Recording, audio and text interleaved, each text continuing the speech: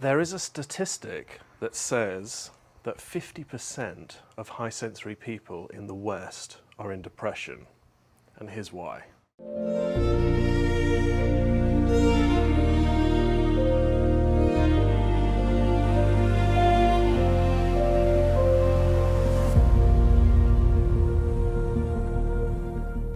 Hello and welcome, it's Willow McIntosh here, founder of Illuminance and creator of the High Sensory Coaching Program. If so many of us are struggling with depression in one way or another, how can there possibly be any positive to that? Well, a large contributing factor to our depression as high sensory people, and I speak from personal experience about this, is because we are so aware that there is a really important role for us to play in our lives, and for some reason we just cannot engage with it. So what I mean by there being a positive side to it is that we are being called to reveal what that is. So in other words, it's almost like feedback from our own hearts and soul that there is more, and that we simply must pursue that endeavor to work out what it is. So if as children we are naturally engaged with who we are, that is common for all of us as humans. As children, we are far more in touch with what really matters most to us, and we never hesitate or question our motives as children. We simply respond to the world around us from a true place of authenticity. For us as high sensory people, that place of authenticity is a higher sense of perception.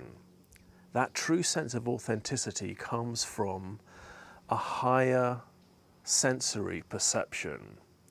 So we naturally experience the world in a different way. Now, there isn't really the right language and way to really explain this place of higher sensory perception. So for most of us, we switch that part of ourselves off in order to feel accepted in our communities, in our families, and in society. The trouble is that authenticity within us, it doesn't go away. In fact, it just gets louder. But as we become adults, we're aware that there is this whole other part to us that is just dying to be acknowledged, heard, and activated. However, it's just too far below the surface. We don't have that ability to be able to consciously activate it or consciously understand what it's really trying to do in order to be able to utilize it in the way that made sense for us as children. But now we've got this intelligence as an adult, this conscious awareness, where we realize actually it has a really important role to play in the world, but there's just this total disconnection. That is incredibly frustrating. I mean, I don't have to tell you how frustrating that is. This frustration drove me to the work that I do today. It is that calling, that drive that was in me, that there was something so much more to me than what I was willing to acknowledge. There was so much more to me than I was admitting to. But I just could not find the words for it. I just couldn't understand how to bring it into manifest. I couldn't work out how to utilize this ability, but it was something that was so powerful within me.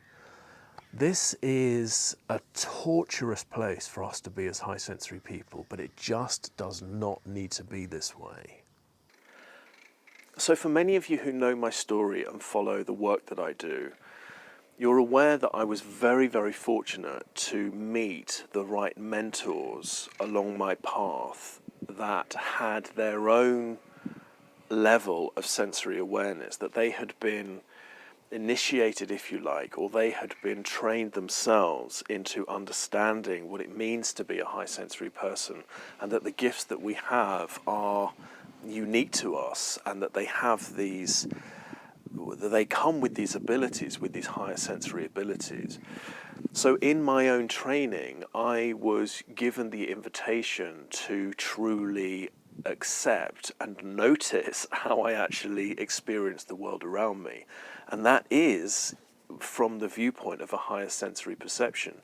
And again, I mean, I know that I'm repeating myself. This is not to say that we're better than people that don't have the trait, but we've been given this trait for a reason. Nature intended this. It's not something that just forms because of a traumatic event or because of our upbringing.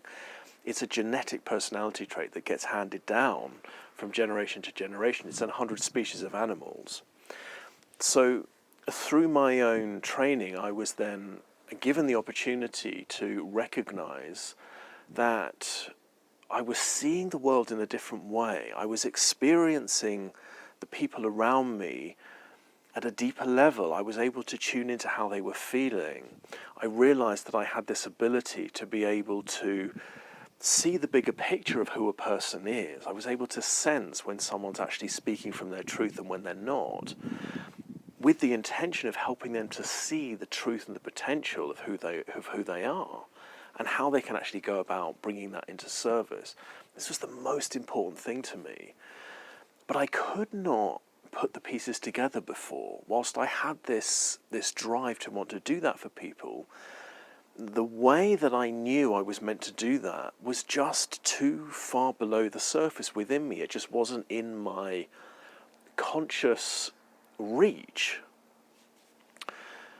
And so by getting the right facilitation and by being given the opportunity to consider the pieces that were missing, the parts of the link that weren't there between my conscious awareness and my heart's knowing as a result of my childhood, where those parts of me were repressed, I was able to start to piece those bits together. I was able to start linking those parts between my heart and my head again. So I was able to truly understand what this part of me was trying to do. And this was the biggest breakthrough I've ever had in my life, in all of my years of personal development. I suddenly started to realize that there just was no reason to hide this part of myself. That it didn't matter initially really that I didn't have the language for it. What really mattered was that I tried and practiced actually doing the work in the way that I know I'm born to do it. And that was just a matter of experiencing myself doing it.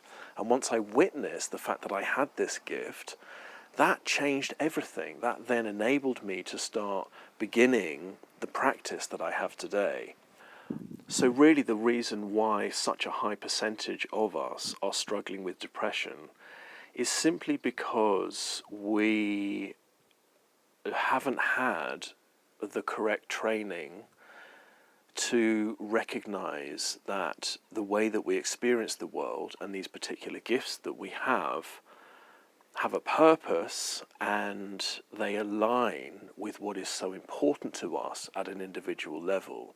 So there's no reason for us to be in depression, but it's going to take persistence in order for us to be able to come back into conscious engagement with these abilities and essentially who we are as high sensory people, which is very, very possible.